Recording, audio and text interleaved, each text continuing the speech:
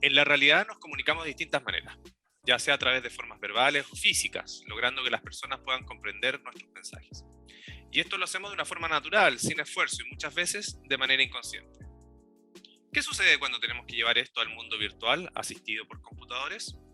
Una disciplina que se encarga de estos temas es el procesamiento del lenguaje natural, o PLN. El procesamiento del lenguaje natural es una rama de la inteligencia artificial que ayuda a las computadoras a entender e interpretar y manipular el lenguaje humano.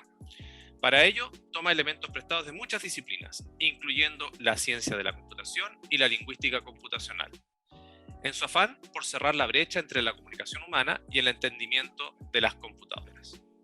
Mi nombre es René Venegas y soy director del Núcleo de Investigación de Procesamiento del Lenguaje Natural Aplicado de la Pontificia Universidad Católica del Paraíso, y los invitamos a abrir sus mentes y conocer este campo de trabajo a través del ciclo de entrevistas sobre el desarrollo de tecnologías del lenguaje humano en el mundo de la lengua española. En esta entrevista inaugural tendremos el honor y el placer de recibir a Iria Dacuña, doctora en Ciencias del Lenguaje y Lingüística Aplicada por la Universitat Pompeu Fabra de Barcelona. Iria fue investigadora Ramón y Cajal en el Departamento de Filologías Extranjeras y sus lingüísticas de la Facultad de Filología de la Universidad Nacional de Educación a Distancia. Actualmente es profesora contratada doctora en esta universidad. Es miembro de los grupos de investigación Actualink de la UNED e ULATERN de la UPF. Sus líneas de investigación sobre el discurso especializado, la escritura académica, la tecnología y el procesamiento del lenguaje natural la han destacado en el ámbito de la lengua española. Ha participado en 21 proyectos de investigación y ha escrito más de 100 publicaciones científicas. Entre sus investigaciones, además, destaca el proyecto Artex y el proyecto TIC-EADMIT. En esta ocasión, también, nos acompaña en esta entrevista la doctora Paulina Mesa. Ella es magíster en Lingüística Aplicada y doctora en Lingüística por la Pontificia Universidad Católica de Valparaíso y se desempeña como profesora investigadora en la Universidad de La Serena. Sus líneas de investigación están en el análisis del discurso, los marcadores del discurso y el lenguaje jurídico en perspectivas del lenguaje claro en este ámbito. Para comenzar, vamos a hacerles el agradecimiento formal a Iria por estar aquí y a Paulina. ¿Cómo están? Muy bien, hola, muchísimas muy bien. gracias. Bien. Iria, uno de tus proyectos más conocidos es Artex. Nos gustaría saber qué es y cómo facilita la vida de las personas este sistema denominado Artex.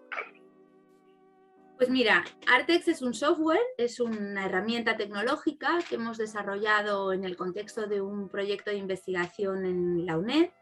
Y llevamos ya con este proyecto desde el 2015 y es un proyecto en evolución. Y cuando digo en evolución me refiero a que lo que es el software se va ampliando, se va mejorando, se van añadiendo nuevas funcionalidades. Pero básicamente lo que es una herramienta, un redactor asistido para textos especializados. Es decir, es una herramienta que ayuda al usuario a redactar diferentes tipos de textos, bien por un lado de ámbitos especializados, como podría ser la medicina, el turismo, el ámbito académico, la administración pública, y por otro lado, textos en lenguaje claro, concretamente textos administrativos. Esto es más o menos lo que hace el sistema. Perfecto.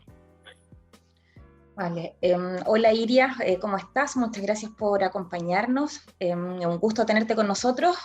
Otro punto interesante, sabemos que el inglés es la lengua franca en el desarrollo de la ciencia, pero tú desarrollas tu trabajo principalmente en lengua castellana. Entonces nos gustaría saber cuál consideras que es la relevancia de potenciar estos trabajos en nuestra lengua precisamente.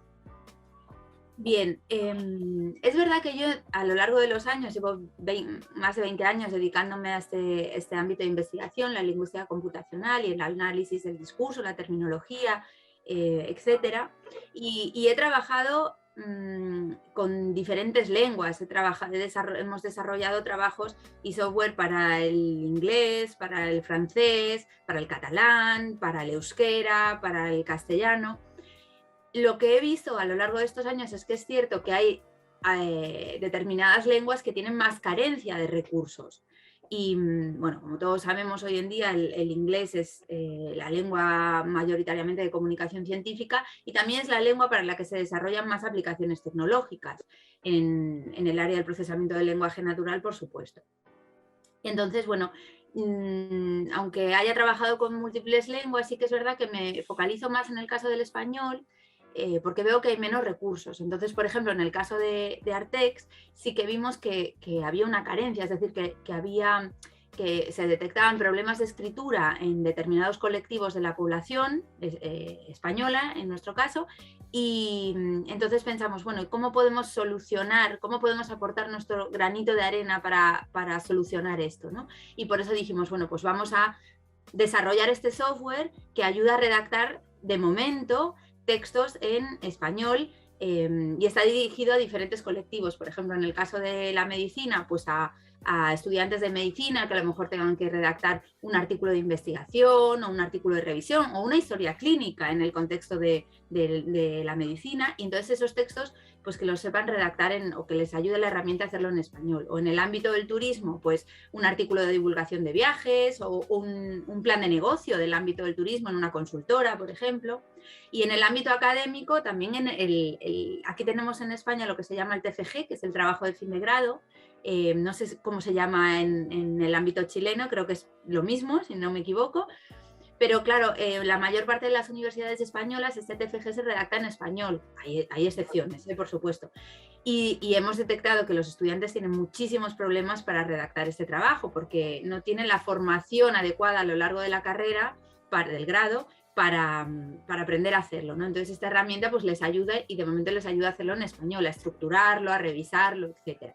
Y en el tema del lenguaje claro, también vimos que en español no había ningún sistema que ayudase a redactar en lenguaje claro los textos que escribe la administración a la ciudadanía, ¿no? Pues para que, con la idea de que la ciudadanía los comprenda mejor y así pueda tanto ejercer sus derechos como cumplir con sus obligaciones, ¿no? Y esto en español no estaba. Y es por eso que al final dijimos, pues vamos a hacerlo en español, lo cual no quita que en el futuro podamos hacerlo multilingüe el sistema, es decir, incorporar otras lenguas, porque es factible hacerlo con recursos y financiación, pero es factible hacerlo y la verdad es que nos gustaría también. Fantástico. ¿Nos recuerdas el vínculo en internet? www.sistema-artext.com. Fantástico. Ah, bueno, y ya que vais a poner la dirección también, si a los que nos estáis escuchando tenéis Twitter y nos queréis seguir, somos @sistema-artext. Así que bueno, os animamos a seguirnos en esta cuenta que hemos creado hace poquito. Bueno, ahora ya va a hacer un año. Y ahí vamos colgando pues tanto las novedades del proyecto como también novedades de otros proyectos que estén relacionados. De hecho, pues vamos colgando también muchas cosas de los avances que tenéis en proyectos de Chile, que vosotros también estáis a tope con el procesamiento del lenguaje natural allá. Mira, voy a hacer un avance de una pregunta que tenía para después, pero la voy a adelantar, y es justamente a propósito de lo último que planteas. Nosotros en Chile decimos, bueno, no es por ley, no se puede apelar a la ignorancia respecto de la ley, así está establecido en nuestro país, ¿no? Tanto así que los textos legales son vendidos en la calle, y literalmente, o sea, tú ves una persona que te vende todos los códigos, las normas legales, etcétera, porque se asume que todos tienen que conocerlas. ¿Ya? Tú no puedes llegar ahí ante el juez y decir, no, es que yo no sabía que era así. Sin embargo, y lo sabemos, muy pocas personas entienden lo que allí está escrito. Entonces, a propósito de lo que nos comentabas recién, ¿cómo aporta entonces el estudio del lenguaje claro en el ámbito jurídico al desarrollo ciudadano? ¿Ya? ¿Cómo desarrollas herramientas para este tipo de situaciones? Sí, para mí es un tema apasionante. De hecho, es el tema en el que estamos investigando ahora en el proyecto actual que mencionabas en la presentación.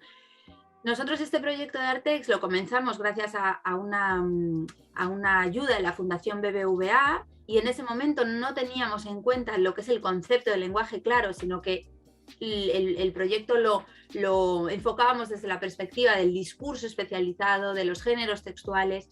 Pero luego nos dimos cuenta de que muchas de las cosas que nosotros proponíamos para revisar los textos tenían un vínculo estrechísimo con el concepto de lenguaje claro.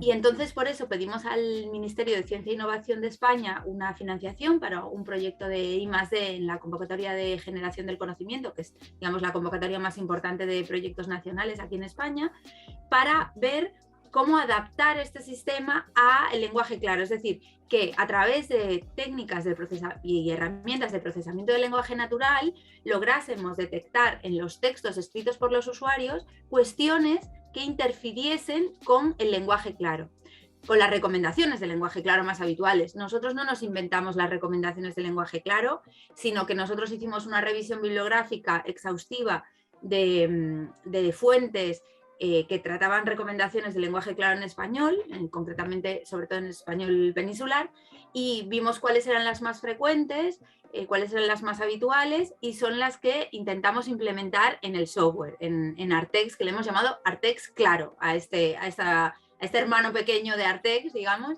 Y entonces lo que hace es eso, intentar que el usuario pueda ver en el texto que escribe cuáles son estas cuestiones que interfieren con la comprensión, es decir, que se podrían adaptar para que el texto estuviese redactado en lenguaje claro y así favorecer la comprensión de la ciudadanía.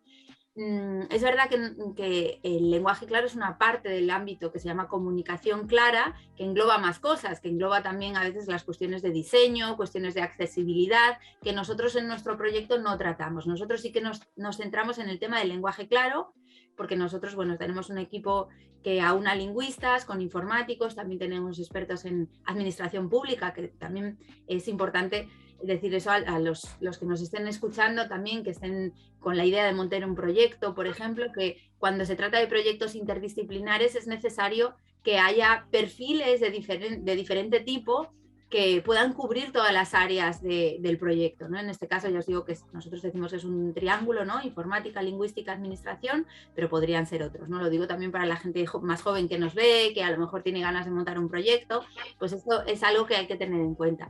Y lo del lenguaje claro yo creo que es fundamental, y de hecho ahora hay varios países, sobre todo en Latinoamérica, os estáis poniendo muchísimo las pilas, en Colombia, en Chile, en Argentina, México, con el tema del lenguaje claro, ¿no? Para acercar los textos jurídico-administrativos a la ciudadanía, para que se puedan entender y de esta manera democratizar las instituciones públicas, que de eso se trata también. ¿Respondía a lo que me preguntaste? Sí, absolutamente. Incluso quería ahí hacer el link con Paulina, porque Paulina también trabaja eso en Chile, ¿no? Ella ha estado trabajando fuertemente en esa línea. A lo mejor, Paulina, nos puedes comentar un poco cómo lo ves desde este otro lado del mundo.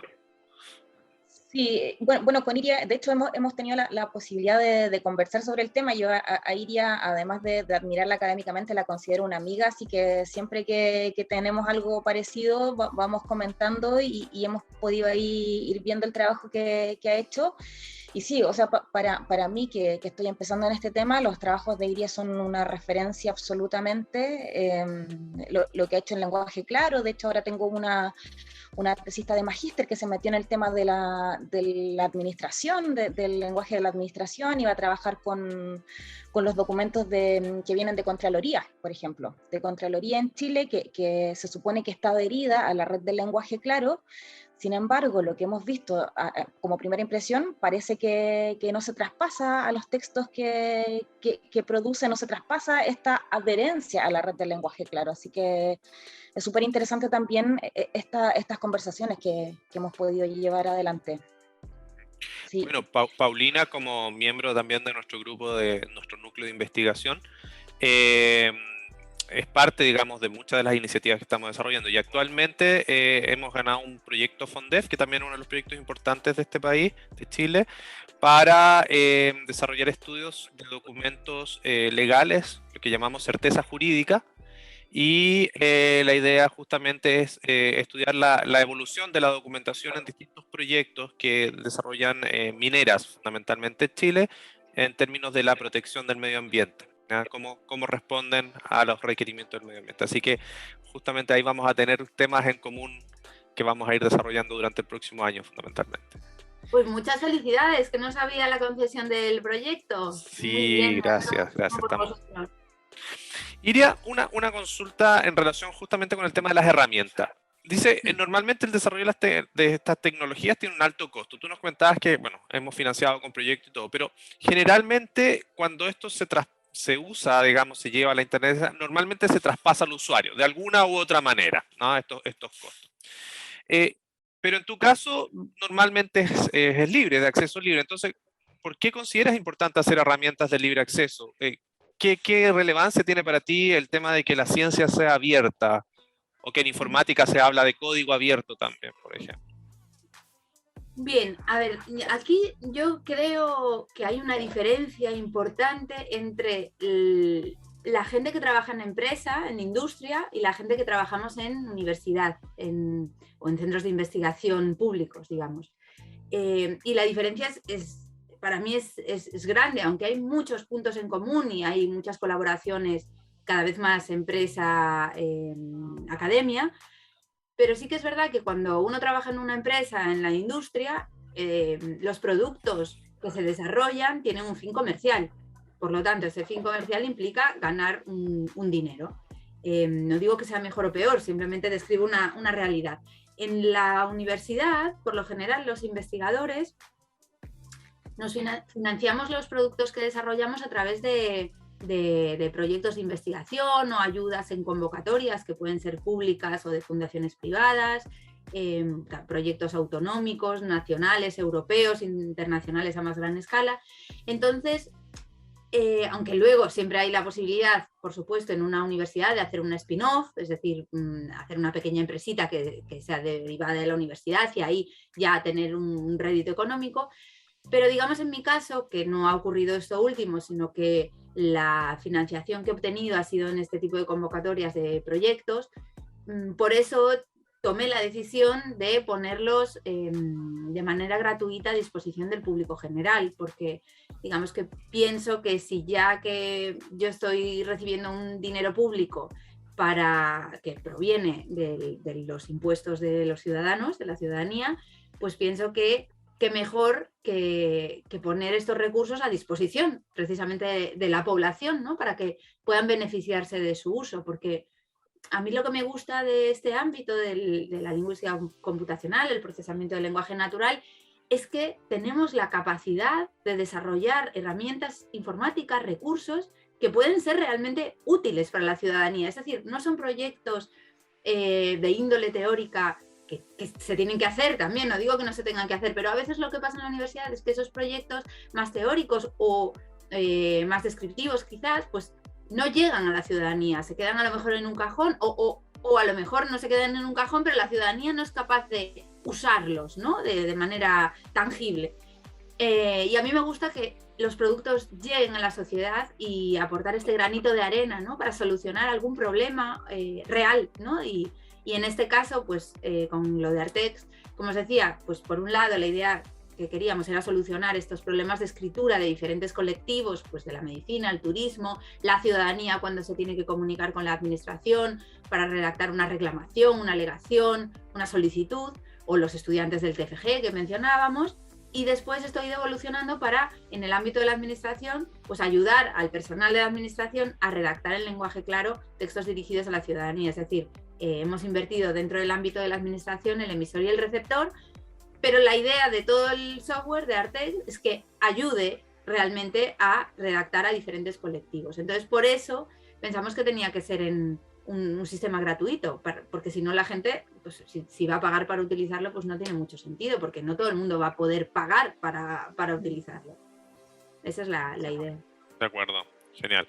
O sea, la invitación es a usarlo, que la gente lo use lo más que pueda. Y bueno, y tú crees desde Chile también, me imagino, desde otros lugares hispanohablantes también podrán usarlo y no habrá grandes diferencias, me imagino, por temas idiomáticos, ¿no?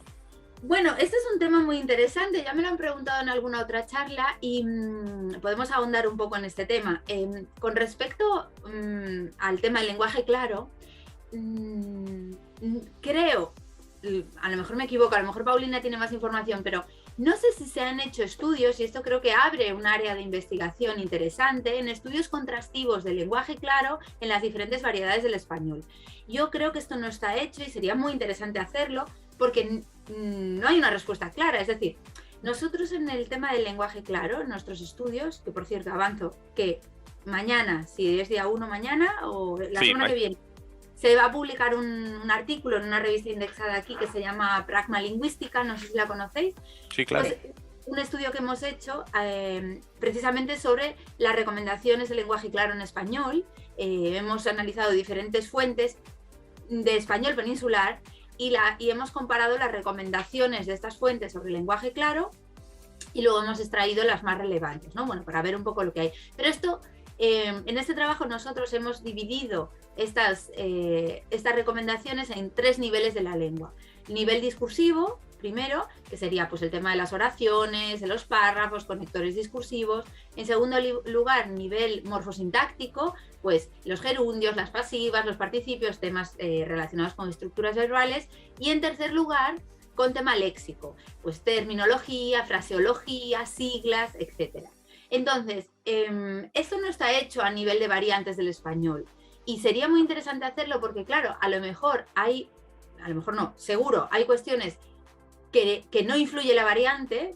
Estoy pensando principalmente en el nivel discursivo, por ejemplo, si un párrafo es muy largo o si una oración es muy larga, eso va a pasar tanto en español de Chile como en español de España. Pero luego puede haber otras cuestiones, y estoy pensando más relacionadas con tema terminológico, que sí que van a variar seguramente en función de la variante del español. Porque a lo mejor vosotros en Chile hay un término jurídico administrativo que utilizáis allí y la variante en español peninsular es otra totalmente diferente. Entonces, claro, ahí sí que va a haber diferencias. No sé, Paulina, si quieres aportar algo. Sí, iba a comentar justo algo ahí.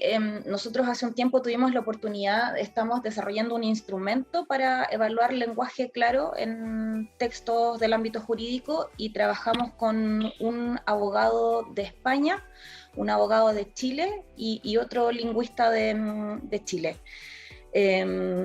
Y ahí, entre nosotros mismos, tuvimos que buscar formas de comunicarnos y entre los abogados de Chile y España, porque incluso los nombres de los géneros variaban. Entonces, mira, una demanda u otro más específico, un requerimiento de inaplicabilidad, ya, pero ¿qué es en Chile un requerimiento de inaplicabilidad? ¿Te fijas? Entonces, lo que tú dices, creo que a nivel léxico sí que va a haber variaciones que sería súper interesante indagar en ellas. Totalmente. Sí, bueno, pues aquí tenemos una posibilidad de colaboración fantástica. Sí, total. Fantástico. Oye, aprovechamos de dar la bienvenida al doctor Rodrigo Alfaro, que es ingeniero civil industrial, magíster en ingeniería industrial, doctor en ingeniería informática por la Universidad Técnica de Santa María, es académico de nuestra universidad, la Pontificia Universidad Católica del Valparaíso, y además es gerente general fundador de Analytic, una empresa justamente que se dedica al estudio, ¿cierto?, la recuperación, la clasificación, análisis automático de textos en la web, y sobre todo es investigador de nuestro núcleo, ¿cierto?, de procesamiento del lenguaje natural aplicado. A propósito de lo que comentábamos hace un rato, Rodrigo, les estaba contando también del proyecto FONDEF de certeza jurídica y cómo se entronca con lo que está haciendo Iria, con lo que está haciendo Paulina. Rodrigo es el director alterno de ese proyecto, así que también ahí vamos a estar probablemente en contacto tratando de colaborar en algunas cosas. Espectacular. Gracias, René. Disculpen el atraso, yo estaba terminando una clase. Sí. No hay problema, no hay problema. Fue mi error, mi culpa. Bien, oye... mucho gusto, Iria. Igualmente, Rodrigo, un placer. Ustedes no se conocían todavía, no se habían visto nunca, ¿no? Ya, perfecto. A Paulina sí, bueno, evidente que sí.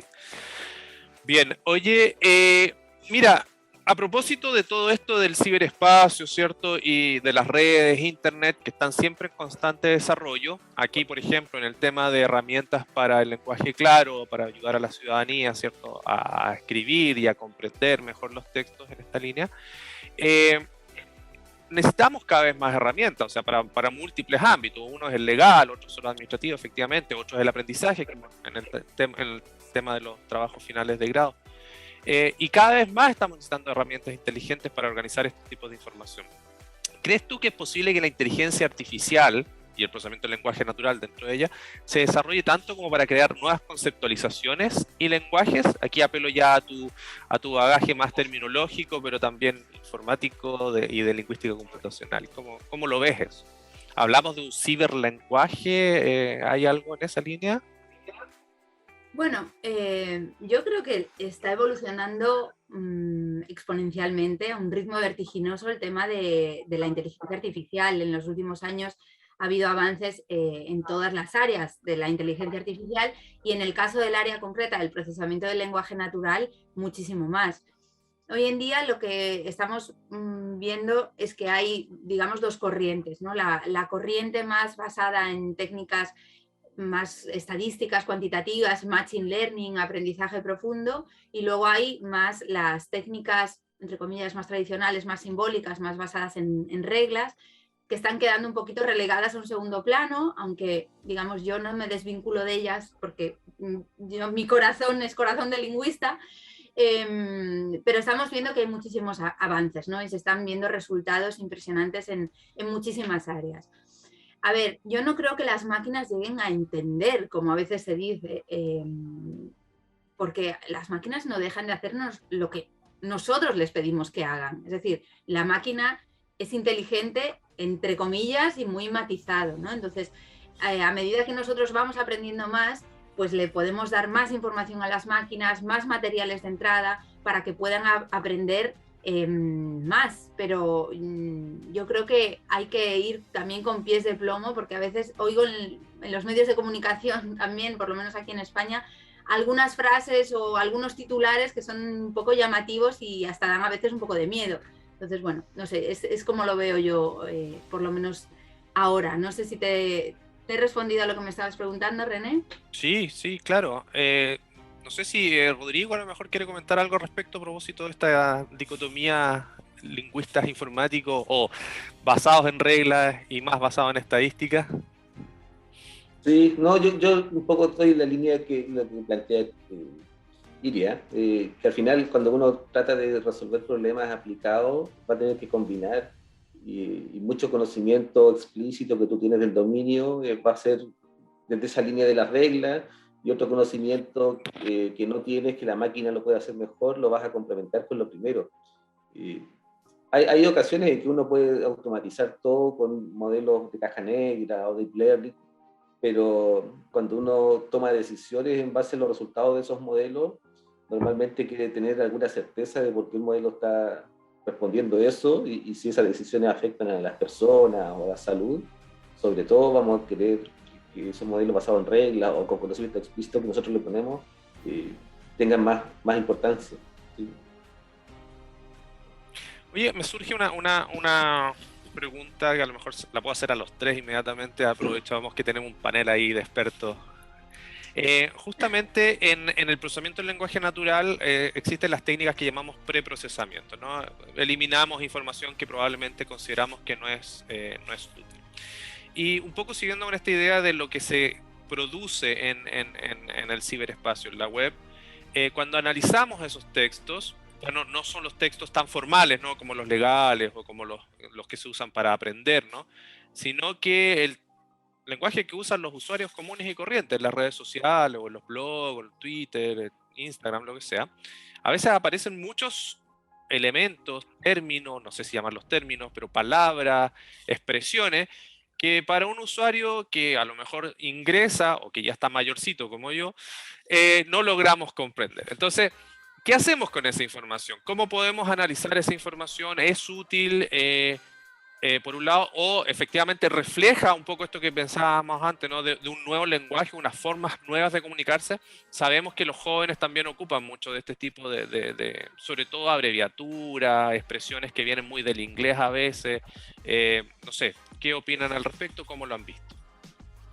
No sé, parte el que quiera. Bueno, yo, si queréis, os doy mi opinión. Yo creo que estas nuevas formas de comunicarse tienen que estar recogidas por parte de las herramientas computacionales. Es fundamental. Cada época tiene, ahora que mencionabas a los jóvenes, ¿no? Cada época tiene sus palabras, su jerga, sus palabrotas, sus maneras de decir, ¿no?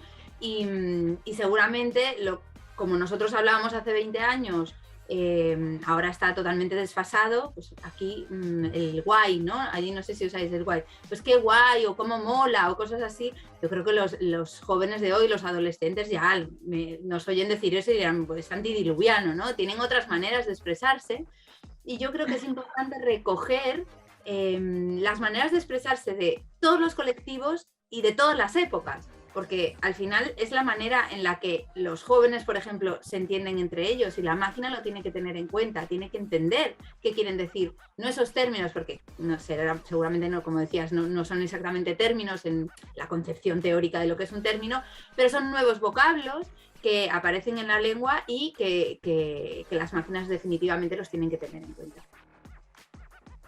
Yo concuerdo con Iria. Sí, no, perdón, yo iba a decir que concuerdo con Iria. Hace poquito veía un video que creo que lo compartió Iria justamente en Twitter, de esto de la lengua de una época, ¿no? Que le preguntaban a los jóvenes si consideraban que hablaban peor o mejor que antes y decían, bueno, es como hablamos en este momento, ¿no? Y creo que efectivamente es eso, es el código, es el rasgo característico de este momento. Y en ese sentido las máquinas tienen que recogerlo también, o sea, no pueden quedarse solamente con la lengua estándar, que la lengua estándar recogería una parte mínima solamente del uso. Entonces, en ese sentido concuerdo plenamente con Iria. Voy a hacer un inciso porque también esto que comentaba Paulina, hay una periodista que me encanta cómo habla, que se llama Mar Abad, que es una periodista española, muy creativa y que, bueno, es fantástica, y justo ella sostiene esto, ¿no? Pues que es el vídeo que compartí el otro día, que retuiteé, que decía Paulina, y habla un poco de esto, de la evolución de la lengua y de que los jóvenes de ahora a veces hay la percepción de que hablan mal, y que ella dice, pues no es que hablen mal, hablan a su manera, igual que nosotros hablábamos cuando éramos más jóvenes, ¿no? Y es bonito, a mí me parece una visión muy bonita de la evolución de la lengua. Sí. Rodrigo, tú desde lo que has hecho tú, ¿cómo lo ves? Sí, o sea, es que yo creo que incluso uno podría ir más allá, no sé si digo algún error desde la perspectiva lingüística, pero en Twitter incluso los emoticones es información importante, que no son términos, pero que son representaciones de conceptos más globales. Entonces, efectivamente, uno no debiera desechar el uso de términos o de vocablos o de palabras, aunque creamos que no son correctas o que hoy son desconocidas, y al revés, debiéramos incorporarla porque seguramente traen información distinta que nos puede ayudar a la mejor comprensión del contenido, digamos. Perfecto. Sí. Bien. Pauli. Voy.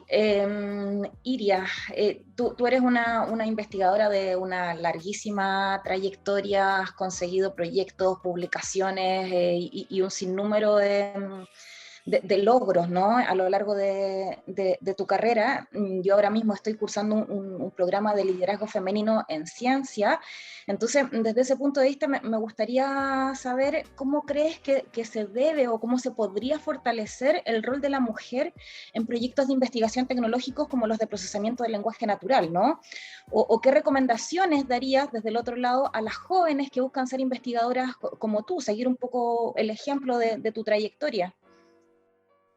¡Wow! ¡Qué responsabilidad! Esta es una responsabilidad muy grande. No, a ver, es cierto. Bueno, es que confluyen varios temas aquí. Uno es el tema de la mujer en la ciencia, en carreras de ciencia, en carreras de tecnología. Aquí utilizamos el término carreras STEM, STM.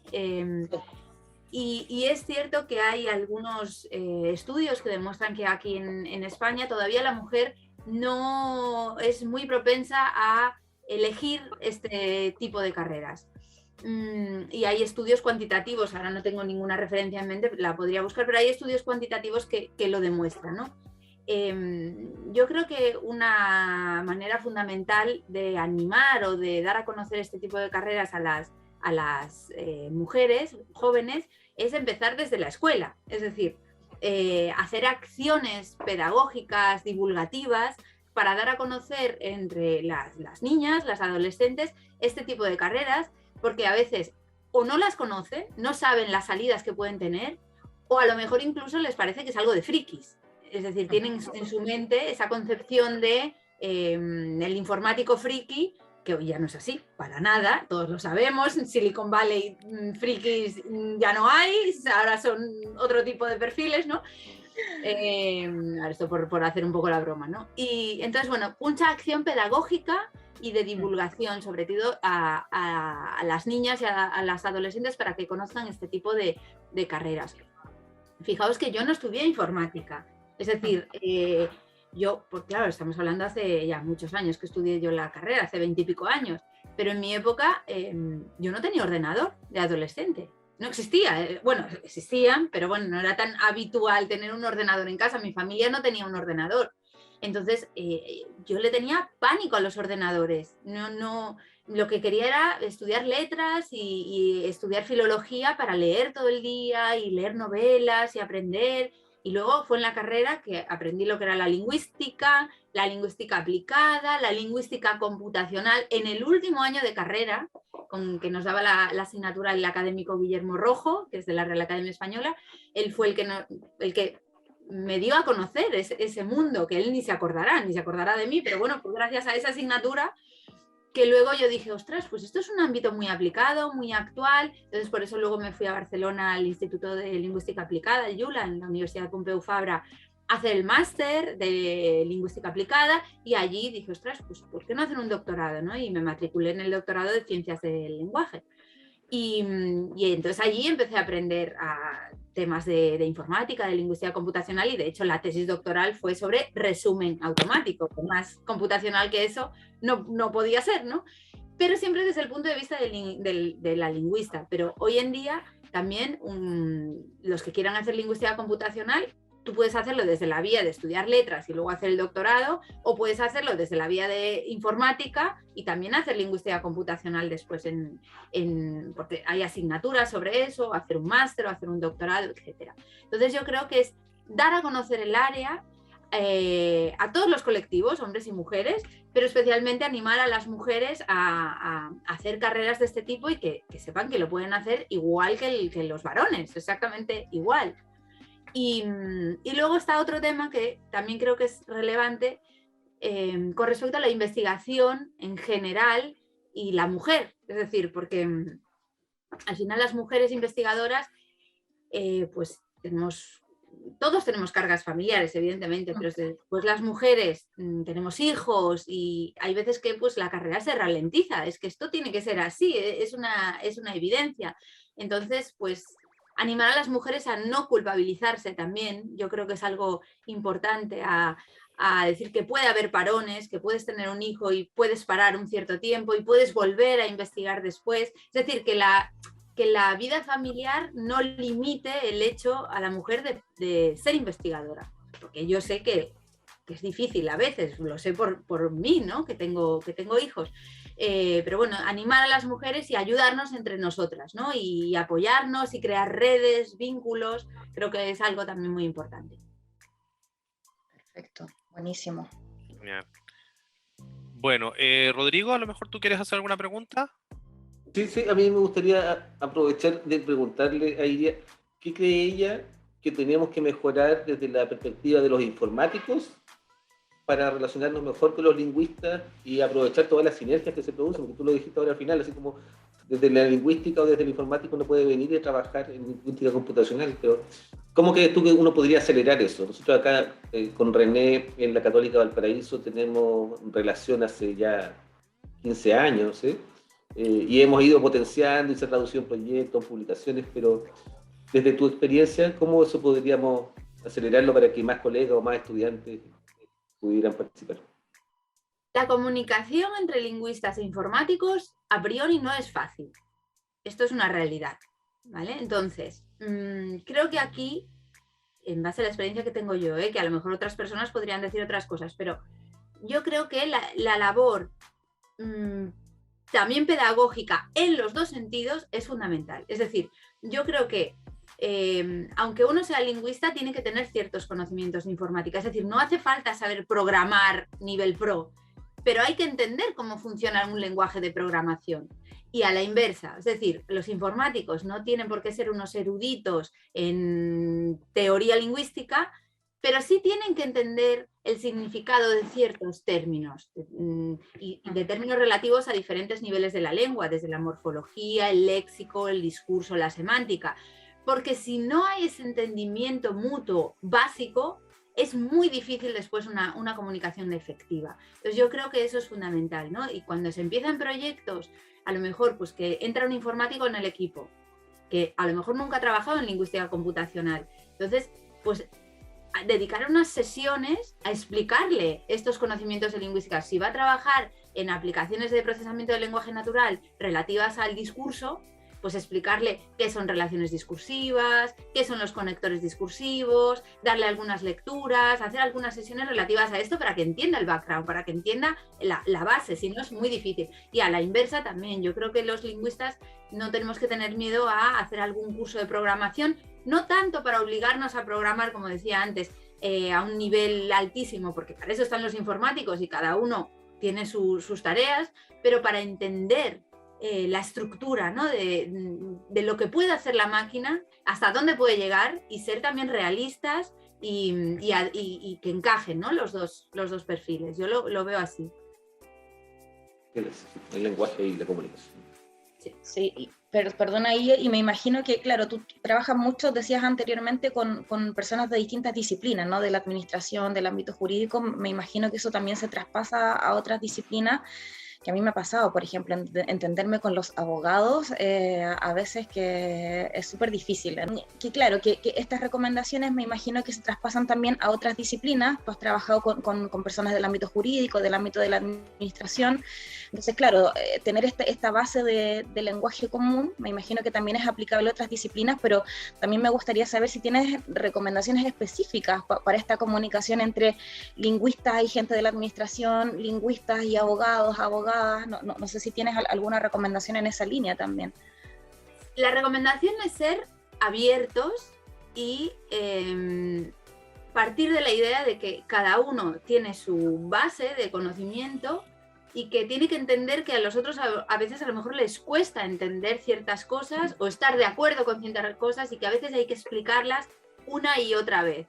Nosotros tenemos un ejemplo muy concreto en nuestro grupo de investigación. Tenemos una persona que es profesora muy experta en tema de derecho administrativo, es parte del grupo, del equipo, y claro, muchas veces cuando yo le explicaba cosas sobre lenguaje claro, a priori no estaba cómoda con el tema del lenguaje claro, porque, digamos, por desconocimiento de lo que es el lenguaje claro, ¿no? Porque hay algunos juristas que piensan que el lenguaje claro es banalizar.